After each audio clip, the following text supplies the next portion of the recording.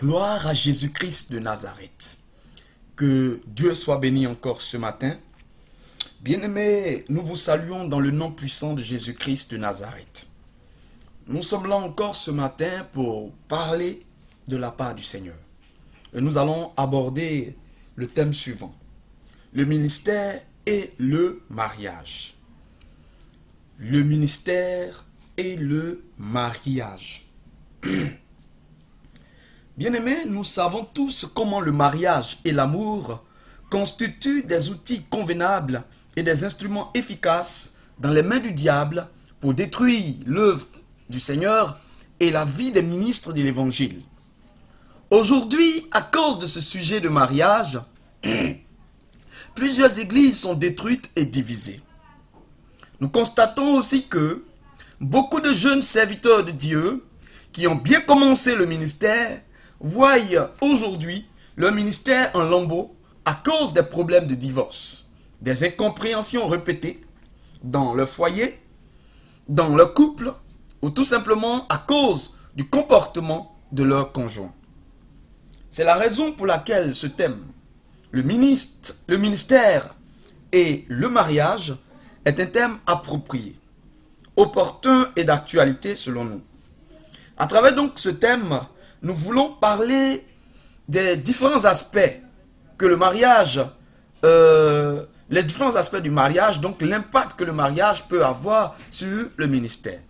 Ensuite, nous voulons montrer aussi comment est-ce que nous pouvons emmener notre mariage à avoir un impact positif sur notre ministère.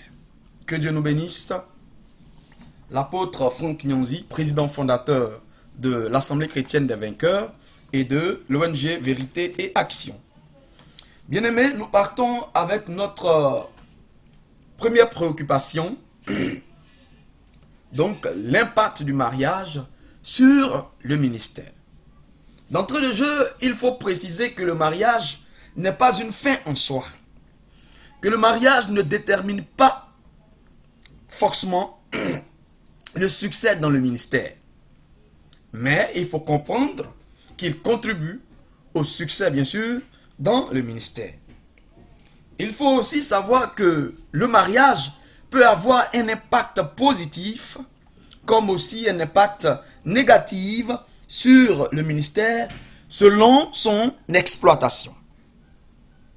Donc, nous allons parler d'abord de l'impact négatif que le mariage peut avoir sur le ministère. Bien-aimé, lorsqu'un ministre de l'Évangile n'est pas marié, cela peut être une opportunité pour Satan de nuire à son ministère. Nous ne sommes pas en train de dire que le mariage nous met à l'abri des œuvres sataniques. Non, pas du tout. Mais nous disons tout simplement que Satan peut utiliser le fait que nous ne soyons pas mariés contre nous. Il va emmener les gens ou certains chrétiens à se méfier de nous. Comme quoi, vous pouvez être un danger pour les femmes des autres ou pour les maris des autres. Tout simplement que les gens font un peu plus attention à vous. Bien-aimés, le mariage, en effet, nous rend responsables. Mais cela ne veut pas forcément dire que tous ceux qui sont mariés sont forcément responsables. Cela ne veut pas aussi dire que tous ceux qui ne sont pas mariés ne sont pas responsables. Mais il y a que les gens trouveront que un tel est plus responsable que vous, tout simplement, parce que vous n'êtes pas marié. Et que lui, oui. Il y a aussi qu'il y a des choses que vous ne pourrez jamais accepter d'expliquer ou de partager avec quelqu'un d'autre, bien sûr, que votre conjoint. Donc, si ce conjoint n'existe pas, c'est difficile. Bien-aimés, on est tous d'accord sur ce fait-là. On va beau avoir un ami, on va beau avoir un confident, ce serait difficile qu'on partage tout, absolument tout avec lui. Pour nous qui avions, par la grâce de Dieu, fait l'expérience aujourd'hui d'être mariés, nous constatons que les choses qu'autrefois nous avions pu vivre, que nous n'avons jamais pu avoir la force et le courage d'aborder avec qui que ce soit, aujourd'hui on peut en parler librement avec notre conjoint. Donc c'est de cela qu'il s'agit. Très souvent on dit que, on entend des gens dire, je m'en fous du mariage. Parce que les gens pensent que sans mariage, on ne peut pas être heureux. Bien aimé, généralement quand quelqu'un parle ainsi, et qu'on pousse bien l'analyse, on finit par se rendre compte que c'est une personne frustrée. On peut évidemment être heureux sans le mariage. Je suis parfaitement d'accord. Mais on ne peut pas être heureux comme celui qui est marié. Dieu n'oblige personne à se marier. Seulement que le mariage règle beaucoup de choses dans la vie. Bien aimé, s'il n'était pas aussi important, Dieu n'aurait pas créé Ève pour Adam. La Bible nous montre que c'est à la suite d'un constat que Dieu décide de créer une femme pour Adam. Adam était seul. C'est-à-dire que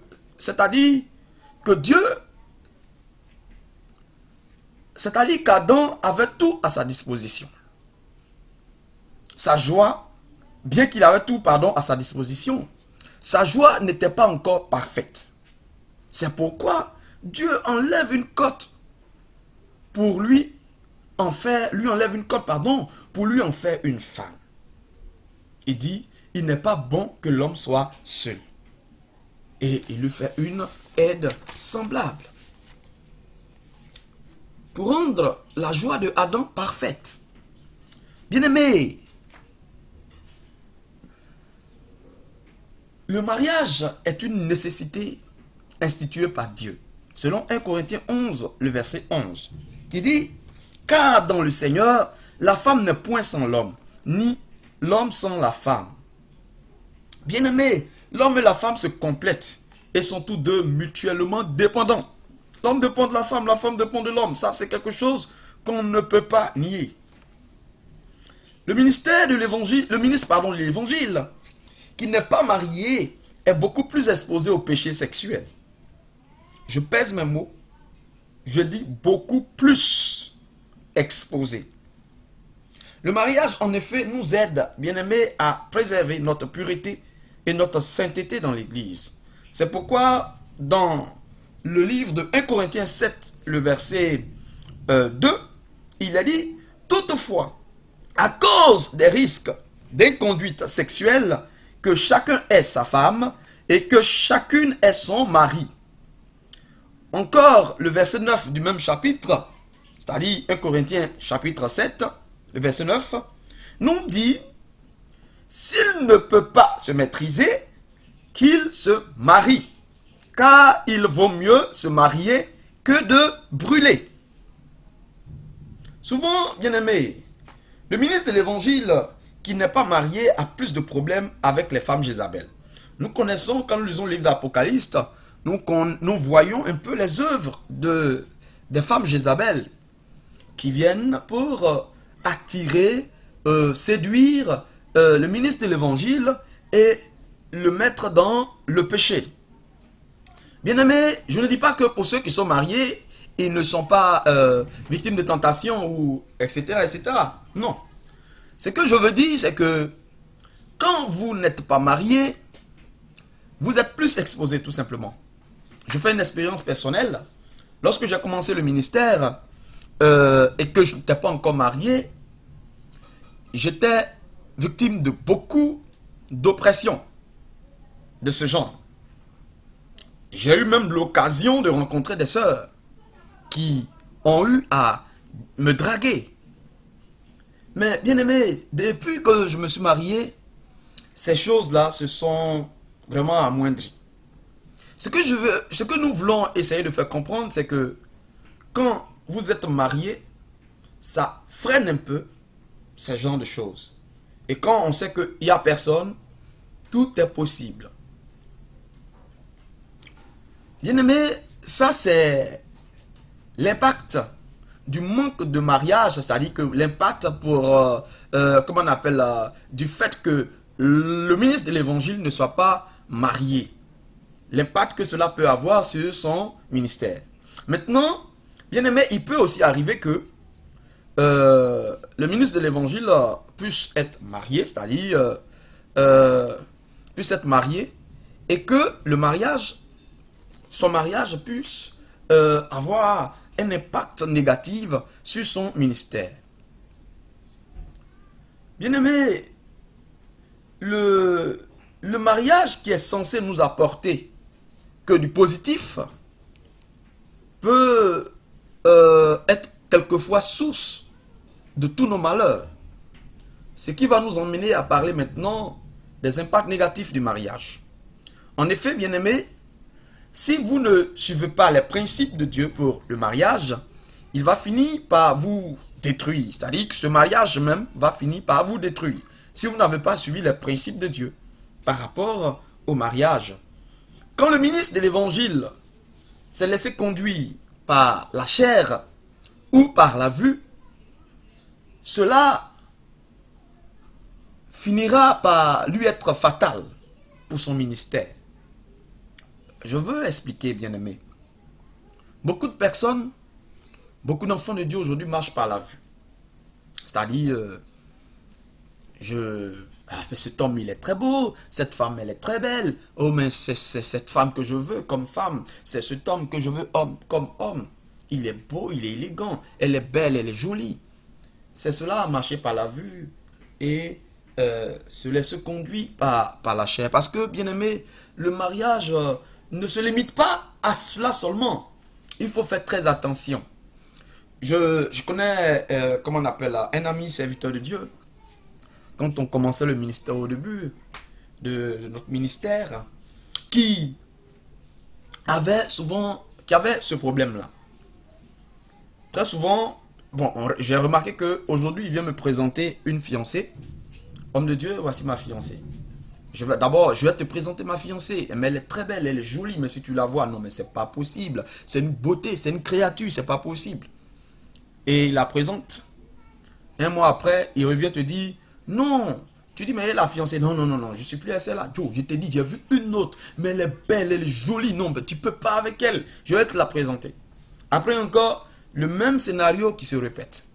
Et un jour, j'ai fini par dire à mon frère que si tu continues dans ce sens-là, tu ne vas jamais pouvoir te marier. Parce qu'en réalité, la beauté n'est pas de ce monde. Hein. La beauté n'est pas de ce monde. Aujourd'hui, tu sors, tu croises une femme, ben, elle est jolie. Quand tu vas à 5 mètres encore, tu croises une autre plus belle qu'elle. Et au fur et à mesure, c'est le même constat que tu vas faire. Donc, moi, je crois, bien aimé, que la beauté n'est pas de ce monde. Et le frère a fini par comprendre. Aujourd'hui, par la grâce de Dieu, il a fini par se marier. Donc, bien aimé, c'est cela. Marcher par la chair, marcher par la vue. Genèse chapitre 6, de verset 2 à 3 nous dit ceci. Les fils de Dieu virent que les filles des humains étaient belles. Et ils prirent pour femmes toutes celles qu'ils choisissent.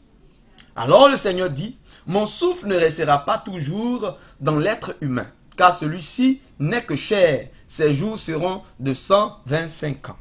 Donc, bien aimé, c'est cela. La chair, les œuvres de la chair.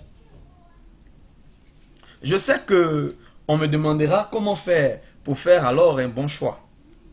Bien aimé, cela fera l'objet de notre enseignement où nous nous étalerons en long et en large sur comment faire. Ou alors, je pense que vous pouvez aussi vous référer à mon livre sur le mariage dans lequel nous développons en long et en large comment est-ce qu'on peut choisir et faire un bon choix. C'est le livre dans l'univers du mariage, bonheur ou malheur. Voilà. Pour l'heure, nous voulons parler des conséquences de ces mauvais choix sur le ministère. La Bible déclare que l'homme quittera son père et sa mère et ils fonderont une seule chair. Ce qui se matérialise bien sûr par les rapports sexuels. Mais Dieu souhaite que le mari et sa femme fassent un. C'est-à-dire qu'ils puissent tout partager ensemble. Mais c'est là qu'il faut faire très attention. Il arrive que l'un des conjoints soit appelé au ministère ou même les deux. ce que je veux vous emmener à comprendre, c'est que l'appel est en fait individuel. Lorsque Dieu nous appelle, il nous appelle seul. On n'a jamais vu quelque part où Dieu a appelé deux personnes. Il dit, vous deux là, je vous ai appelé ensemble. Non. L'appel, il est individuel. C'est à ce niveau que quelquefois, nous, ministres de l'évangile, nous ne faisons pas la part des choses. Bien-aimé, ce n'est pas parce que je dois tout partager avec mon ou ma partenaire que je dois lui parler des problèmes intimes des personnes qui viennent se confier à moi. Nous devons faire la part des choses. Car ce dont je vous parle, bien-aimé, a divisé des églises, des foyers dans plusieurs nations. Certaines personnes ont entendu la femme du pasteur parler de leurs péchés ou de leurs problèmes qu'ils ont confessés ou dont ils ont parlé pendant la cure d'âme au pasteur. On peut voir ou on peut constater cette situation aussi dans la direction de l'église. Quelquefois, l'on ne fait pas là aussi la part des choses. Nous voyons souvent des femmes de pasteurs qui s'érigent en pasteur en second de l'église parce que tout simplement elle est l'épouse du pasteur. Si elle n'a pas cet appel, alors bien aimé, ce n'est pas normal. Souvent il existe bel et bien un pasteur en second qu'on ne voit presque pas parce que absorbé par les autoproclamations de Madame Pasteur. Bien-aimé, notre conjoint, en effet, doit être une source de bénédiction pour notre ministère. Mais s'il ou si elle ne connaît pas sa place, il ou elle, bien sûr, bien-aimé, sera un malheur pour notre ministère. Il y a aussi le problème de la jalousie maladive. Si vous ne mettez pas les choses au point dès le départ, ce sera un problème pour vous. Parce que dans le ministère, on est très souvent appelé à se rapprocher ou à être en contact avec des personnes de sexe opposé. Si le conjoint ne peut pas comprendre cela, alors là, ce sera fatal pour votre ministère. S'il n'y a pas de confiance dès le départ, ce sera difficile. Donc, bien aimé, le manque de confiance peut, dans le couple d'un ministre de l'évangile, peut avoir des répercussions négatives sur son ministère. Nous pouvons aussi parler de l'indifférence du conjoint vis-à-vis de votre ministère. Bien aimé, moi je dis toujours que la première personne qui est censée apprécier ou aimer ce que vous faites, la première personne qui est censée critiquer ce que vous faites, c'est votre conjoint. Et si cette personne-là, bien aimé, ne s'intéresse pas à ce que vous faites, n'accorde aucune importance à votre ministère, à tout ce que vous faites, bien aimé, ce n'est vraiment pas facile. Et ça aussi, ça peut être vraiment un obstacle à votre épanouissement dans votre ministère. Donc, bien aimé, c'est ces différentes choses qu'il va falloir régler. Si votre mariage, sinon votre mariage sera un obstacle à l'avancement de votre ministère. Dans la troisième partie de notre enseignement, nous donnerons certains conseils pour que votre mariage soit un facteur positif pour votre ministère. Pour l'heure, nous voulons nous intéresser maintenant aux aspects positifs du mariage sur le ministère. Donc, bien aimé, les aspects positifs du mariage sur le ministère. Le mariage, en réalité, ne peut avoir que des aspects positifs sur le ministère lorsque l'on a tenu compte de tous les paramètres qui rentrent en ligne de compte dans le mariage biblique. Oui, bien sûr, c'est cela. Si le ministre de l'évangile est marié, il ne sera plus seul à supporter ces moments de peine. Donc voici déjà un premier aspect positif du mariage. Il ne sera plus seul à supporter ces moments de peine. Il aura à ses côtés quelqu'un avec qui partager ses peines et ses joies. Et vice versa, bien sûr. Votre conjoint peut vous aider à amortir les coûts et les épreuves du ministère. Bien-aimé, je vais expliquer quelque chose. Vous savez, le ministre de l'Évangile est censé montrer le bon exemple au peuple de Dieu. En ce sens, il doit montrer qu'il est fort. Il doit montrer que il tient face aux épreuves pour ne pas décourager le peuple de Dieu qui a mis sa confiance en lui.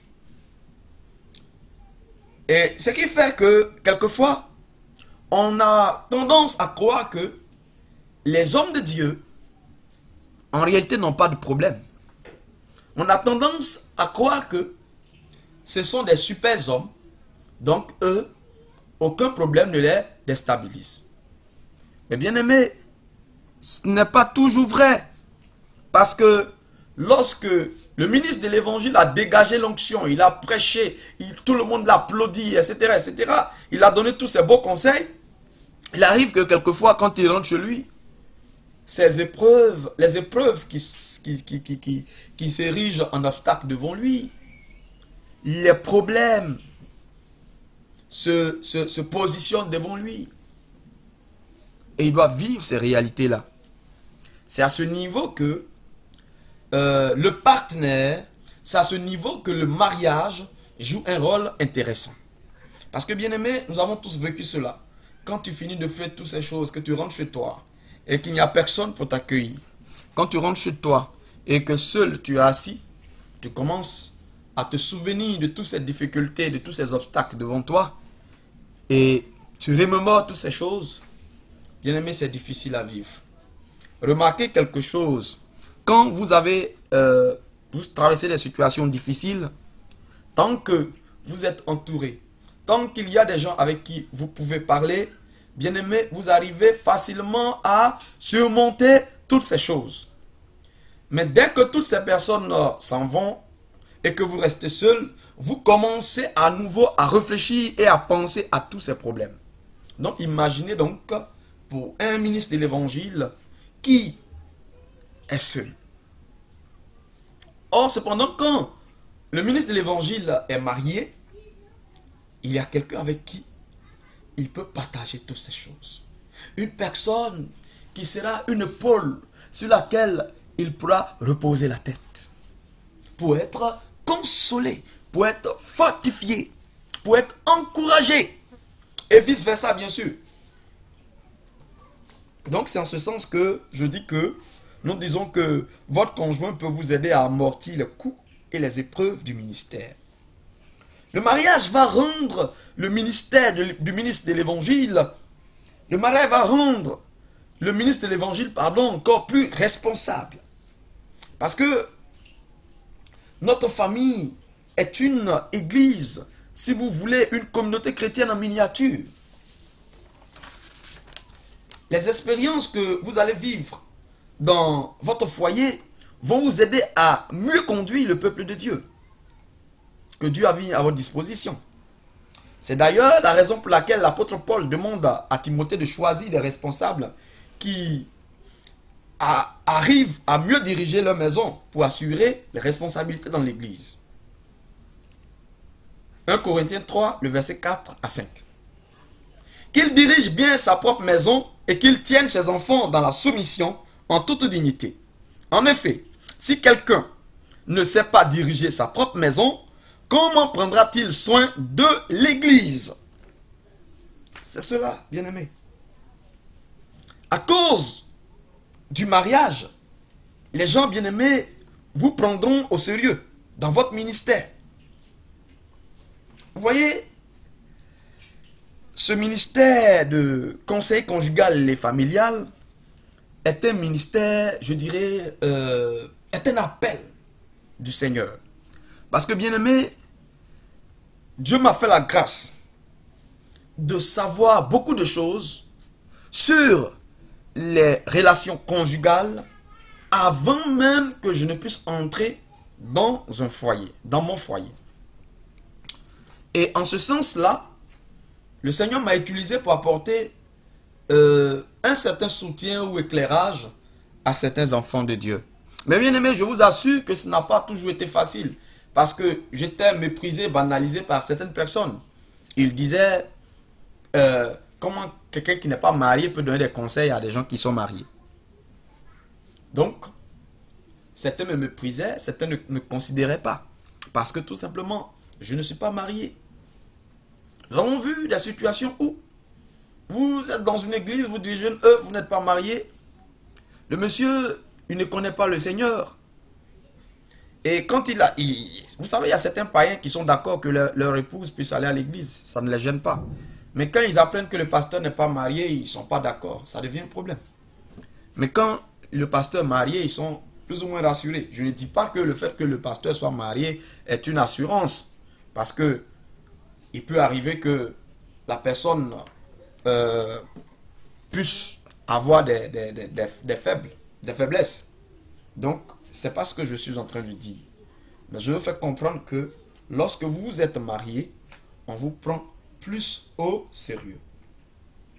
Maintenant, si dans le foyer, chacun connaît sa place, et si l'on sait faire la part des choses, alors là, votre foyer, votre mariage sera une grande joie et une bénédiction pour votre ministère.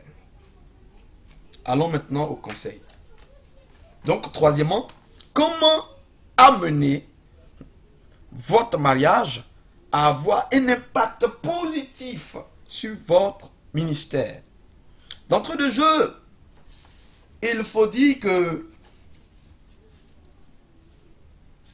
la base de tout mariage réussi, c'est la sincérité, la communication et l'amour. La sincérité, la communication et l'amour. Vous deviez vous asseoir avec votre conjoint pour définir les priorités et établir les bases de votre relation.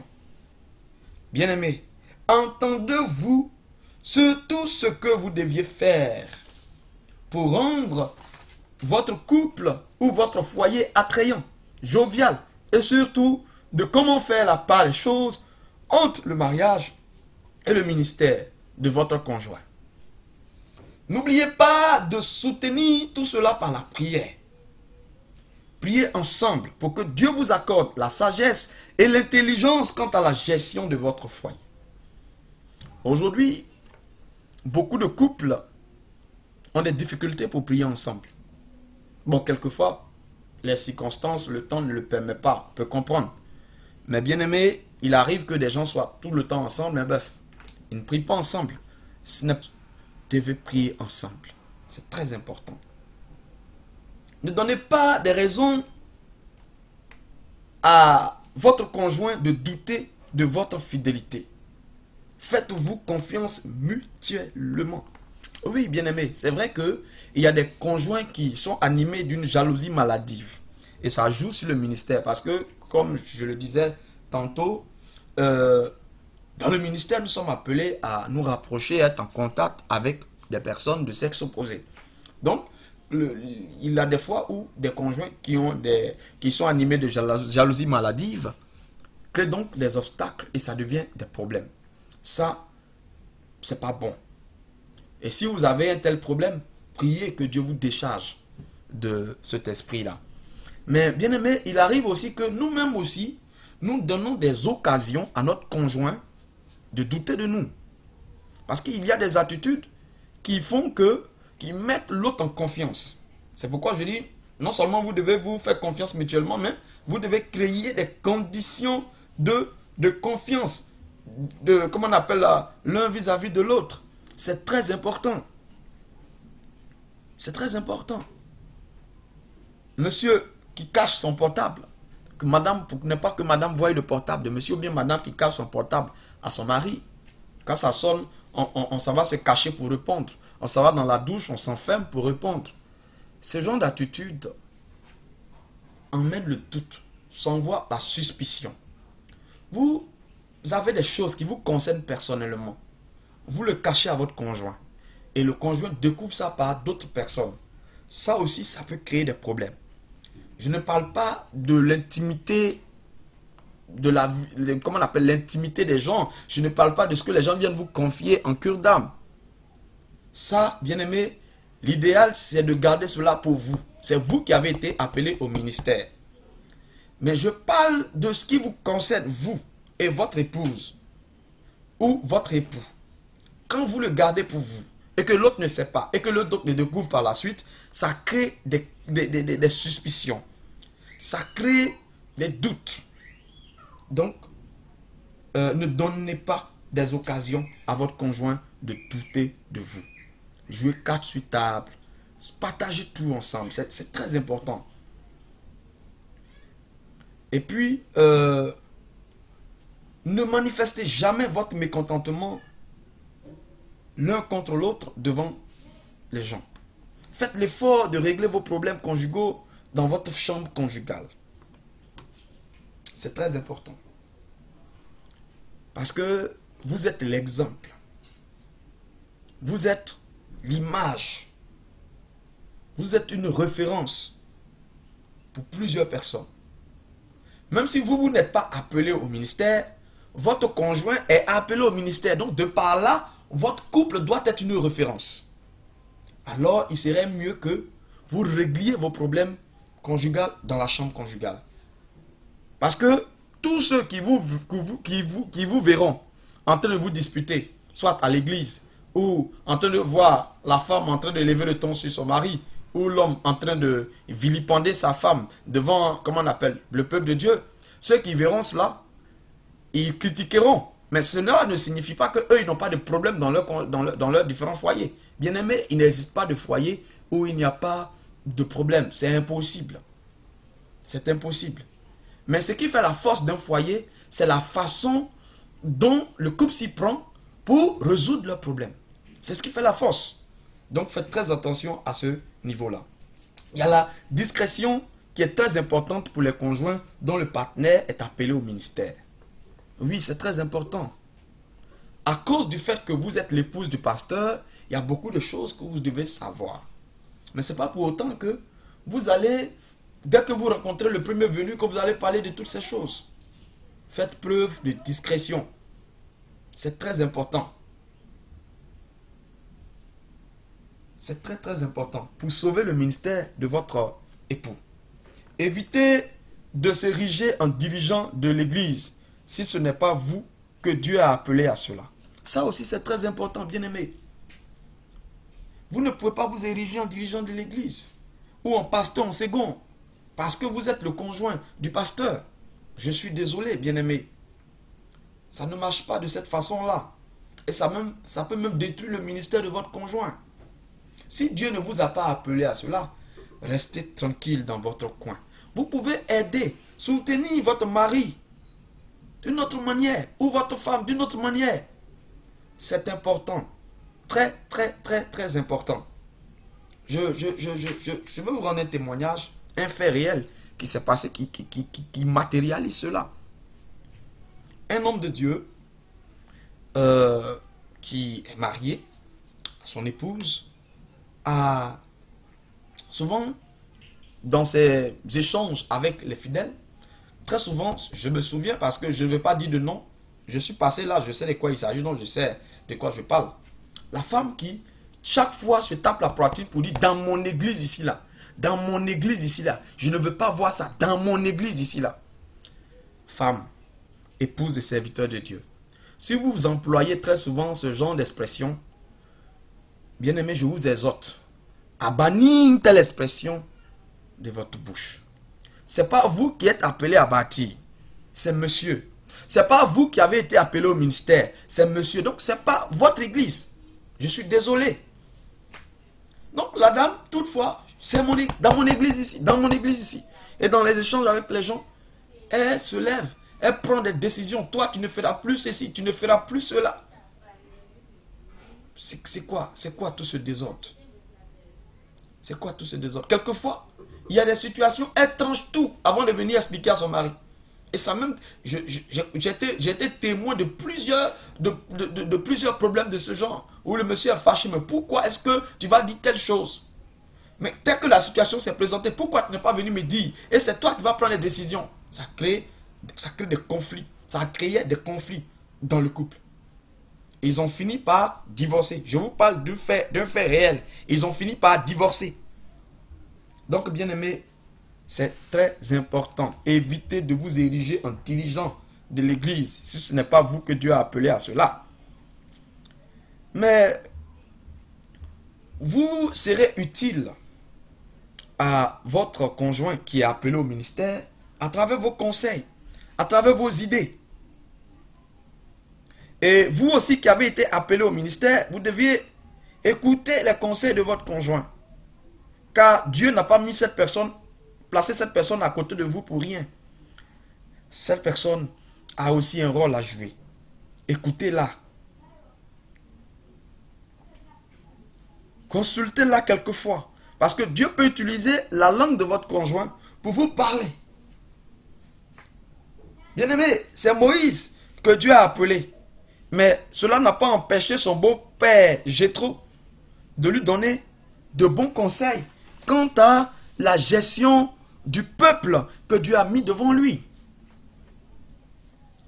C'est cela, bien-aimé. Moïse non plus n'a pas dit, bon, c'est à moi que Dieu parle, moi je cause avec Dieu, donc toi tes conseils Jéthro, ça ne m'intéresse pas. Moïse a écouté les conseils de Jéthro et il a compris que les conseils de Jéthro étaient de très bons conseils.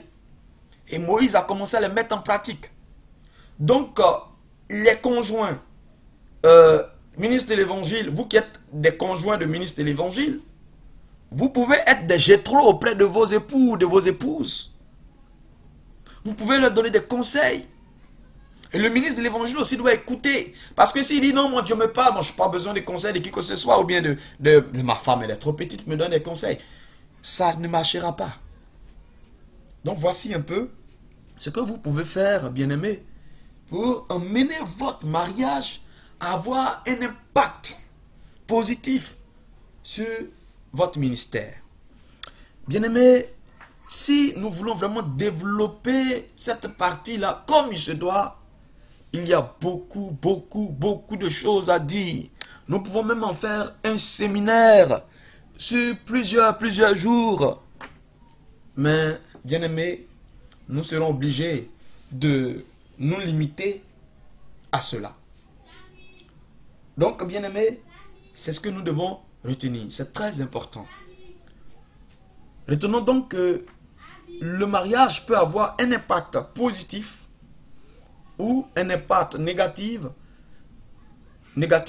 sur le ministère du ministre de l'Évangile si il est soit bien exploité ou s'il est soit mal exploité. Alors nous devons faire très attention dans le choix que nous faisons. Pour ceux qui ne sont pas encore mariés, dans le choix, priez que Dieu vous inspire, ne marchez pas par la chair. Pour ceux qui sont là déjà dedans, vous devez tenir compte de tous ces différents paramètres. Que chacun connaisse sa place pour que l'œuvre que Dieu vous a confiée puisse aller de l'avant. Mais sachant que pour nous ministres de l'Évangile, nos femmes jouent un grand rôle dans notre ministère. Je rends aujourd'hui mon témoignage personnel. Je bénis le nom du Seigneur pour la femme qu'il m'a donnée, qui est pour moi un véritable et un grand soutien pour mon ministère. Parce que Dieu m'a fait la grâce d'avoir une femme qui s'intéresse à ce que je fais, qui est la première personne qui admire ce que je fais, mais non pas seulement admirer, mais qui critique aussi ce que je fais, qui donne son point de vue. Et Dieu lui a accordé la sagesse et l'intelligence.